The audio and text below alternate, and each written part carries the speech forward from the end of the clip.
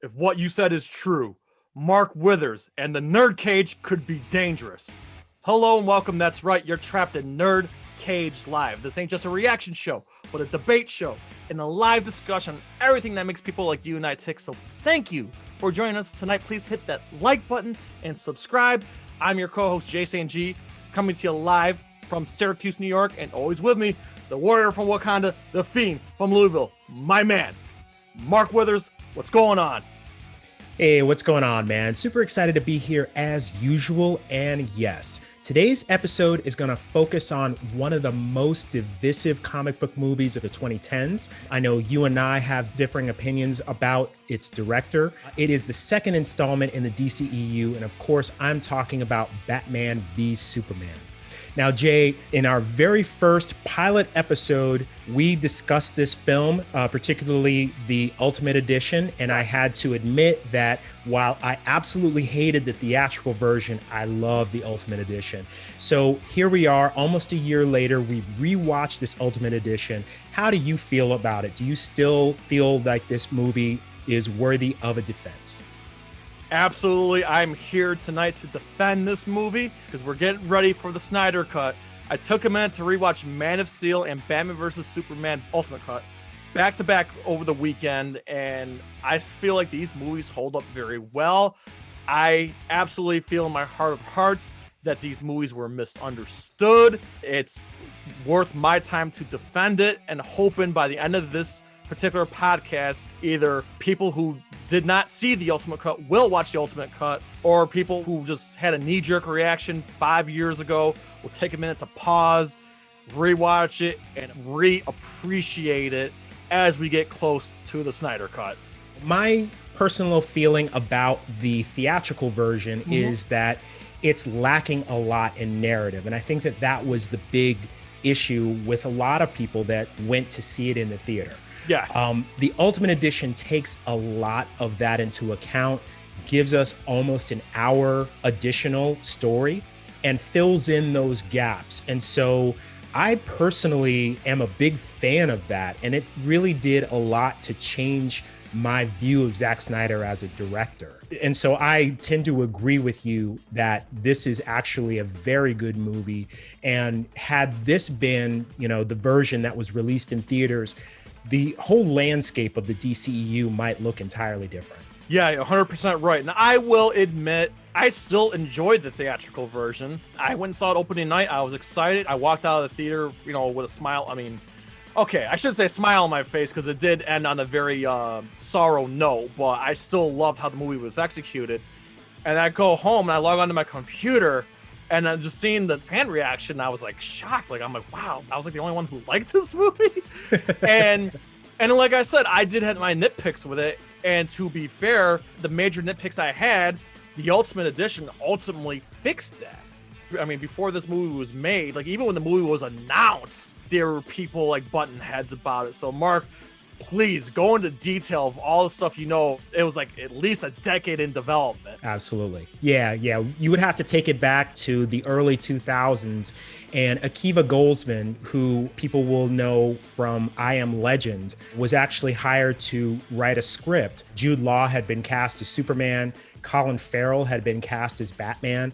And almost in the 11th hour, Warner Brothers decided to change gears, and they decided that they wanted to reboot both Superman and Batman as Superman Returns and Batman Begins, respectively. And so it was shelved. If anybody's seen I Am Legend, you'll notice there's a scene where there's a billboard that has the Batman logo with Superman logo inside it. And that was meant to be an inside joke because Akiva Goldsman had finished the final script, and unfortunately, that was a movie that was never going to see the light of day. And so it wasn't actually until 2015, I take that back. It wasn't actually until 2013 that talks of revitalizing this idea came about after Man of Steel was completed. Originally, they were just going to do a Man of Steel 2, and they were going to introduce Batman in that as a way to sort of springboard into Justice League. And somewhere along the way, the idea got pitched, well, why don't we make that Versus movie that we had in the can? BVS was kind of born out of that. Then we got the casting news. Right. The dreaded casting news or excellent casting news, depending on your point of view. Yeah. So let's talk about Ben Affleck, because he's the elephant in the room, right? So Ben Affleck was the first one to meet with the Warner Brothers executives and to meet with Zack Snyder about the role. They knew right off the bat that they wanted him, but they did talk to some other actors. One of those actors happened to be Josh Brolin. They were thinking about, well, we know that this Batman is 20 years into his career. He's going to be like sort of hard and grizzled and kind of have this very rough exterior. Who better to pull that off than Josh Brolin? And we talked about that in our Deadpool episode. Even to this day, I would love to see Josh Brolin get a crack at Batman. Like, in my mind, Josh Brolin is a good Frank Miller Batman. Sure. And I also want to add too is, correct me if I'm wrong, didn't they offer money to have Christian Bale come back one last time, but he said no? Was that true? No. That's a rumor. So Christian Bale actually expressed interest in bringing over the Nolan Batman into the DCEU.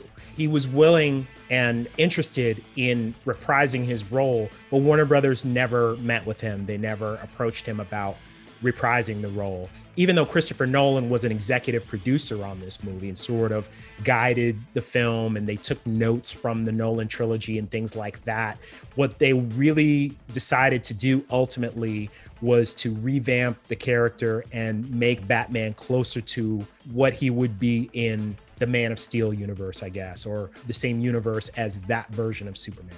And by the way, speaking of Man of Steel, it's kind of hard not to talk about Man of Steel when we talk about this movie, but they heavily hinted at a DCEU because you saw the Wayne satellite. And the other thing, too, that Zack Snyder confirmed not that long ago, the oil rig scene where he fell into the ocean. Right. When you hear the whale make that sound, that was Aquaman.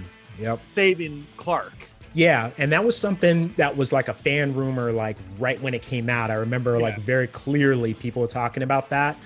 And so it's good to hear that that is confirmed, that that was like the intent, that they were actually thinking about building this larger DCEU way back then at that time. So, so when Ben Affleck was announced, I remember like the internet blew up. How could we forget? I wasn't mad at the casting because Ben Affleck, who's fresh off of Argo, and of course, one movie that we've praised before, The Town. Oh, great movie. Like, I'm like, you know what? I believe in Ben Affleck. And another thing, too, is a lot of people, and we've said this on the show earlier, too, is at the time, people kept remembering Daredevil, Jiggly, Jersey Girl, Armageddon, all these other bad movies that he did. But everyone's forgetting about Good Will Hunting and the recent Oscars. I'm like, Ben Affleck's not the same actor now that he was 10, 15 years ago. He's evolved. And I'll say it right here, right now. To this day, he's my favorite Batman. Mine too. And I was one of those naysayers. I can admit that. You know, my limited experience with Ben Affleck at the time were those early Kevin Smith movies and then Daredevil. And so I wasn't the biggest Ben Affleck fan at the time. And so when I found out about the casting, I was like, oh, this is the worst decision I possibly made. You know what I mean? Not just because they cast Ben Affleck, but because I really felt like the role of Batman should go to somebody that's relatively unknown so that we don't attach that star recognition to this character. But, you know, I got to say, even in the theatrical version of BVS, which I absolutely did not like, the one shining aspect of it was Affleck's portrayal as Batman. I really believe then and now that he's probably the only actor that has successfully gotten that role correct. So most people, when they play Bruce Wayne and Batman, they sort of play Bruce Wayne as the normal persona, and then Batman is just sort of like the costume. He's the only one that's like, okay, Bruce Wayne is the costume. He's Batman all the time. He's one of the only people that I think, if not the only one, that's truly gotten that. And for that, you know, you have to give him respect. And as far as the comic book adaptation, he looks the closest to what you would expect Batman to look like if he actually jumped off the page. Oh, that was so well said, Mark. I'm so glad you said everything that you just said. One more thing I want to talk about too real quick is that I feel like every Batman casting throughout history, I mean, even Robert Pattinson, like every time we hear a new casting of a Batman, everybody loses their damn mind. Right. So this was but I feel like this was like the biggest blow up. I mean, even Michael Keaton got crap. Listen, I love Michael Keaton. He's my second favorite. But Michael Keaton, Val Kilmer, and even Christian Bale, they're not big. You know, Right. Batman's supposed to be a hulking individual. Right. Ben Affleck is what, 6'4", and he's a black belt. He's big. And Right. Matthew Farden, voice actor, saw him when he was an extra on The Way Back, and he wow. reached out to me and goes, "Yo, when you see Ben Affleck in person, he's larger than life. He's macho. Ben Affleck's got size to him that Right. Christian Bale and Michael Keaton clearly did not." Right. And on top of that, Batman is supposed to be the world's greatest detective. We never really got to see a lot of that in the Burton films. I mean, maybe a little bit. And then in the Nolan verse, the only scene I can think of is The Dark Knight with the bullet, where he The ballistics. he got the bullet. Yes, the fingerprints in the bullet. And this one, he's full-blown detective. He's trying to get into that criminal underground to bust Lex Luthor. So we get to see a lot of that world's greatest detective. And on top of that, we get the best hand-to-hand combat scene from any Batman movie, the warehouse scene. Yes. And fun fact, they brought in for that scene, one of the game developers from the Batman Arkham Asylum games came in to help choreograph that fight in that scene. That's why that scene looks so familiar, is because they took inspiration from the Batman Arkham Asylum games. So again, we see him with the hand-to-hand combat skills and the world's greatest detective. We didn't need to hear the whole origin story over again. They just did it briefly in the beginning of the movie, and I was fine with that. Yeah, I enjoyed that too. And, you know, going back to that warehouse scene, that was the scene that really sold me on Ben Affleck.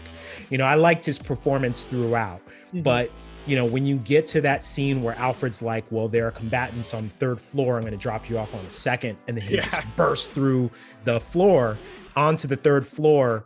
To me, that was right off of the page of a Detective Comics book or a Batman comic book. You know, even the way that those assailants were sort of handled, right? So he's making good use of his grappling hook, of his cape, of the spikes on his gauntlets. You know, these are things that he does in the comics that you really haven't seen too much of in any of the live action adaptations. And so to see that on screen for the first time, especially in a big theater, like, you know, like I did back in 2016, that's what sold me on him. I was like, this guy should play Batman forever. The other big casting, this is one where I probably won't defend. Jesse Eisenberg's Lex Luthor. I didn't have a problem with the casting per se. I just felt like the performance itself, he didn't feel like a threat. I know that he's not a fighter, but I'm saying, like, anytime he's on screen, it just took me a minute to like realize like that he's supposed to be a threat. Right. And I think that if there was any miscast at all in the DCEU, that is the one that is glaringly obvious. You know, now I'll preface that with this.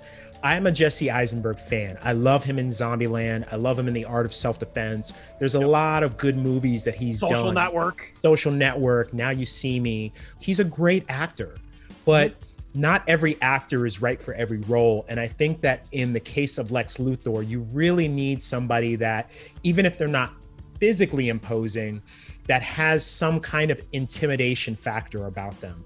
And while he made a valiant attempt to sort of bring that menacing quality to this film, it really kind of played off as kind of annoying and a little bit twerpish. It took me out of it. Every time he was on screen, I was really like kind of put off for however long he was there. Now, before we go any further, I think that we need to talk about the unsung hero here in terms of the cast. Jeremy Irons is Alfred. Yeah. We have not seen a version of Alfred that is that surly, that sarcastic, almost disgruntled. He's had 20 years of putting up with Bruce Wayne in this role, which has actually meant a monumental amount of extra work for him, as well as constantly worrying about this kid that he raised, as a promise to his former employer.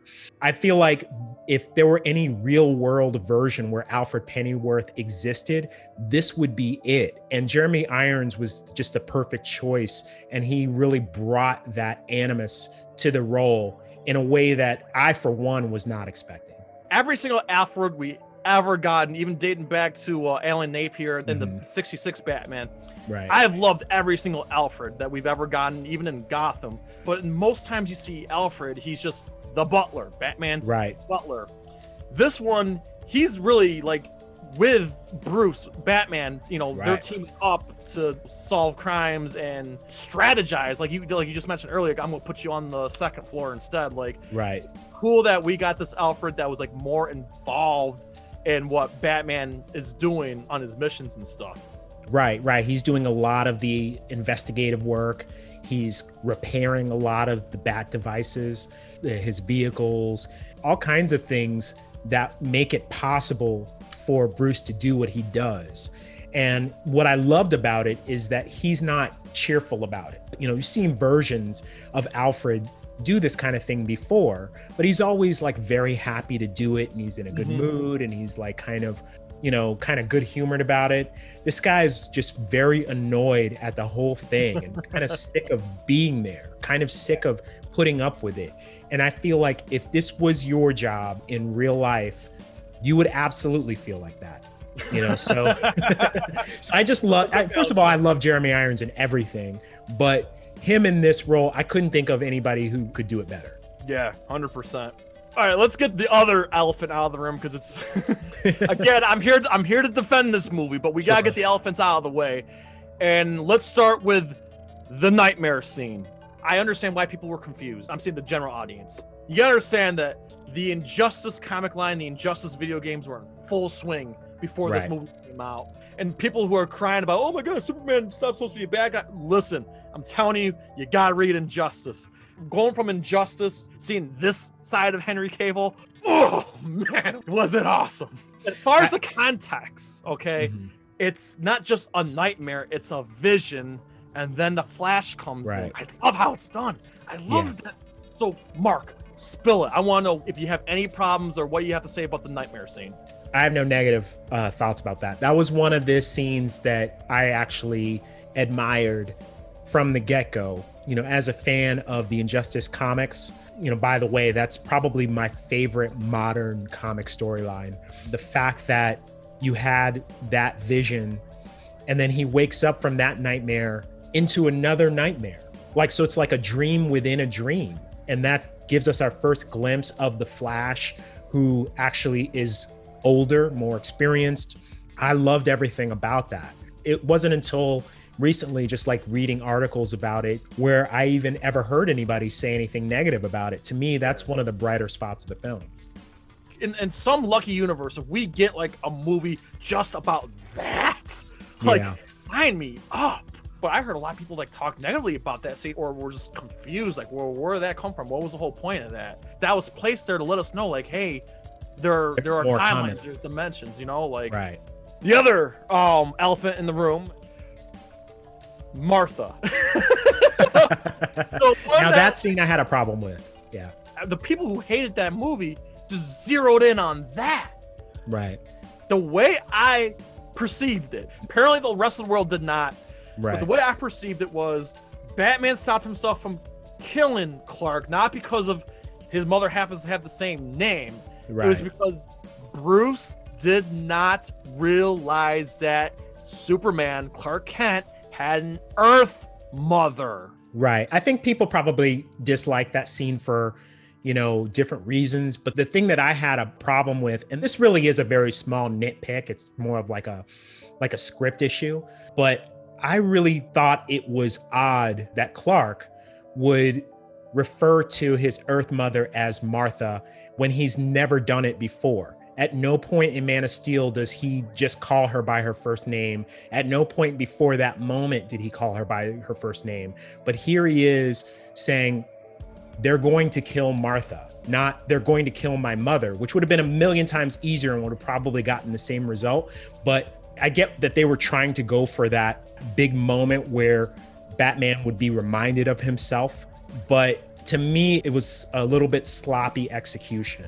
It didn't kill the moment. I mean, it didn't kill the film for me like that alone. Well, it did for a lot of other people. It did for a lot of people, but like I said, I think that they were looking at it maybe a little differently than you and I were. And that's an excellent point that you bring up, is that, you know, at this point, Bruce doesn't know that Clark was raised on Earth. He just knows that he's an alien and that he's come down. He doesn't know what his motives are. And to hear that name, you know, and he's wondering, like, why did you say that name? He has no idea that he actually was raised on Earth and has Earth parents, and one of them is in distress. And that brings him back to his whole purpose, which is to be a hero and not a killer. That was well said. So I'm hoping that, again, people who either seen the movie or I mean, like I said, I think we just spoiled for those who haven't seen it, but I feel like a lot of people did see this movie. Right. I mean, the box office numbers, you know, are there. Like, it grossed just under 900 million, which 863 million, I believe. Yeah, which was a disappointment for Warner Brothers, because they were expecting $1 billion plus. Right. That's pretty good. It's just like, I just think that knee-jerk reaction, including that Martha scene. I mean, we're talking about $140 million opening, cut in half following week, because everyone kept talking about the Martha scene and everything else. Like, and it was just like a knee-jerk reaction. I feel like the general audience just completely missed that point. For that matter, completely missed the movie. So, like I said, I'm saying to anyone who's listening, give this movie another chance. There's a lot to appreciate here. Terrific opening. I just love the title in the beginning there, Metropolis, mankind's introduced to Superman. Right. I love that, because it's exactly what happened in Man of Steel, but we're seeing it from Bruce's perspective. Right. Everything there is the same. Like, I watch movies back to back. Everything that you see is happening is the same, but from a different angle. Brilliant. Yeah. And it set the tone. It gave Bruce a motive from the jump. Again, I love all the shots. Zack Snyder knows how to make shots. All-around performance, Henry Cavill, flawless. Ben Affleck, flawless. Another thing this movie does not get enough credit for, it gave us the first official appearance in a movie for Wonder Woman. And the line, "Is she with you? I thought she was with you." So before we actually talk about the Snyder Cut, I actually wanted to sort of talk about the two fan edits that came out in the wake of the theatrical release. So before there was an Ultimate Edition, two different fan edits came out. One is called the Arkham edit, and the other one is called the Justice Cut. Now, the Arkham edit completely strips out the third act of the film. So the big battle with Doomsday is gone. Wonder Woman in her full costume, using her powers, is not in it. The scene, I don't know how I feel about that. Yeah. And she was the scene stealer, man. She really was. Right. And to a lot of people, that's true. But there were a lot of fans that really felt like the movie would have been better if it was just focused on those two main characters. And so I think almost an hour of the film is taken out in that third act. And I think that another aspect of that Arkham edit is that it takes the beginning of the film and moves it to the end so that Superman doesn't die at the end. He actually ends up just living a normal life with Lois. The Justice Cut is a little bit different. It takes some scenes out, but it keeps the third act, but it removes any reference to the Justice League. So the nightmare scene is gone. The scene where there are the different files on the Flash and Cyborg and Wonder Woman, that's taken out of the film. And then the color grading is changed. There's more saturation and it has like a brighter color grading. That's one of the things I like about this movie is the color grading. Right. That's what made the Joss Whedon Justice League like so bad, because the color grading definitely looked off. Right. You know, I mean, I get why, because they were trying to get away from this dark, brooding Snyderverse, which turned out to be a mistake. But like, just saying. No, I love the color palette that they use in this movie and in I agree. But yeah, like that's the difference in those two edits. Yeah. I love this movie a lot. It holds near and dear to my heart. I still love this movie, but I do have a couple of nitpicks here. I'll start with Doomsday. I liked Doomsday in the movie. I just didn't like how it was executed, because to me, it looked way too much like the Abomination from The Incredible Hulk with Ed Norton. I get it, this was like a baby Doomsday, just fresh out of the oven, but like I would have preferred the crystallized version. It is a little, I won't say gut-wrenching, but like the way that they killed Jimmy Olsen so quickly in the universe, Superman's best friend, is killed before Superman even meets him. Right. I actually, I had a couple of emotions. So, in the theatrical version, they make no inference to him as Jimmy Olsen. So you just think that he's this CIA operative who is pretending to be a photographer, and that's the end of it. But when I watched the Ultimate Edition and he announces himself as Jimmy Olsen, for a split second, I was like, oh, that is amazing. Like Jimmy Olsen's in this universe, you know what I mean? And then I realized what happens to him, and I'm like, why did they even do that? Like, why did they bother to give us this character who, like, actually like that version of Jimmy Olsen a lot. Like, instead of him being kind of a dweeb and kind of like a guy that like kind of follows Superman around, they actually made him cool, and they made him, someone who takes risks and is dangerous, and and maybe they could have fleshed that character out to be somebody really important in the DCEU. Instead, they waste him on this particular scene. They really could have let him live, honestly, and I don't know why they executed him.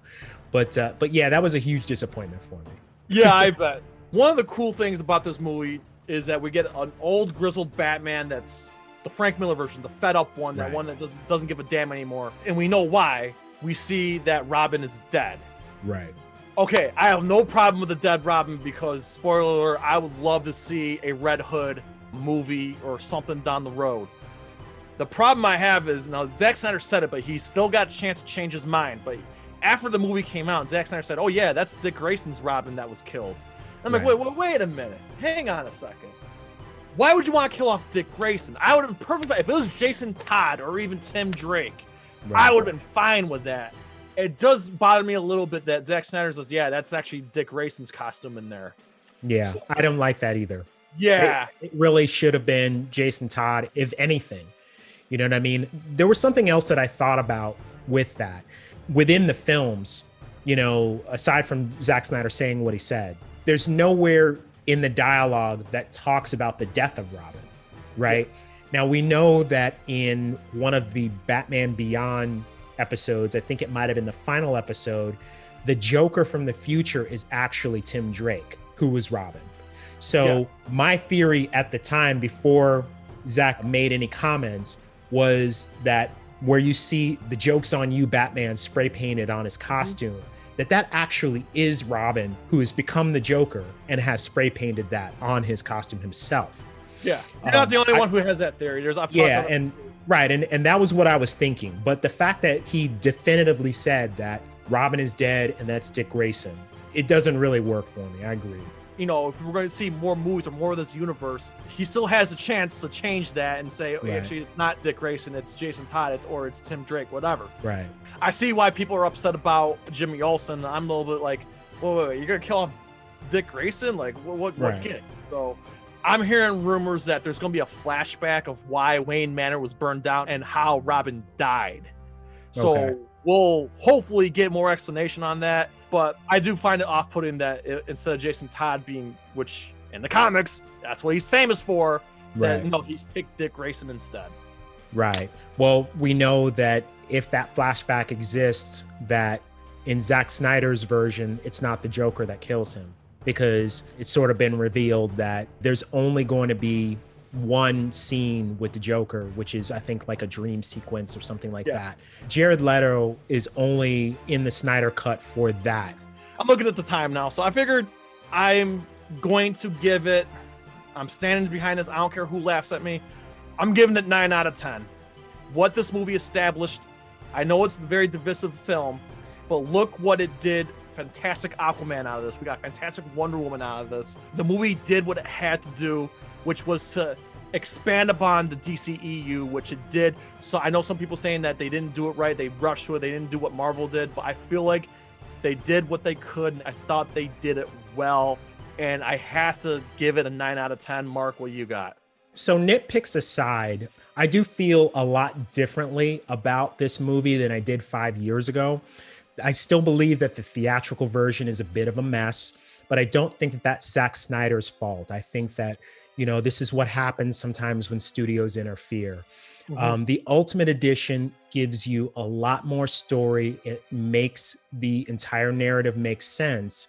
And if you look at the story through the prism of 9/11, which most of us have lived through, you can really see a lot of important allegories, especially in the beginning where you're seeing all this destruction and you're seeing the end of Man of Steel through Bruce Wayne's eyes, and you are seeing the casualties, the cost that comes with a world that has Superman in it. That kind of allows you to see these two characters as the two main important like political archetypes, right? You have sort of the conservative archetype in Batman that's like, this guy is a threat. If there's a 1% chance that he could harm us, we have to take that as a certainty. We have to make the preemptive strike. And then you have the left-leaning Superman. He's just there to try to help people, and he's misunderstood in his intentions. And so if you look at those two archetypes and sort of match them with the real world, you can kind of get a sense of what it would be like if these heroes actually existed. Yeah. And if you look at it through that lens, I think you'll really enjoy the Ultimate Edition of BVS. It's definitely worth a watch. Yes, the Snyder Cut comes out on March 18th. I'm going to be there. I'm going to watch it right at 2 a.m. when it drops, and I will give my first impression. We will give it a spoiler-free review, and we will do a full-blown spoiler discussion, and we're going to dissect the hell out of it. But I also want to make a heavy push that we are doing a Zack Snyder Justice League watch party on Saturday, March 27th. And we have a whole crew with us. Dion from Off the Beaten Podcast, Matthew Farden, Brian from Monstrosities, Titan Goji, Yoko Higuchi, and Wild Band. We're all going to be watching this film together. I cannot wait. These are all guys who are fans of this universe, and they've all been begging for this version of the movie. And you can get the Leonardo DiCaprio memes ready, because there's going to be a lot of screen pointing, and there's going to be a lot of excitement. There's going to be a lot of laughs. Be ready. We are all here for it, and I really hope everyone can be there. So that being said, before we go, we ask you to please like, comment, subscribe, ring that bell, spread that shit like so the USA from Louisville to Syracuse, and all of our friends and fans around the world at NerdCage Live. Please enjoy life, stay safe, and good night. Sayonara. Ooh, trying to get out of the NerdCage, are ya? Well, before you go, hit that subscribe button. And if you're really intrigued, ring that bell. Thank you for dropping by.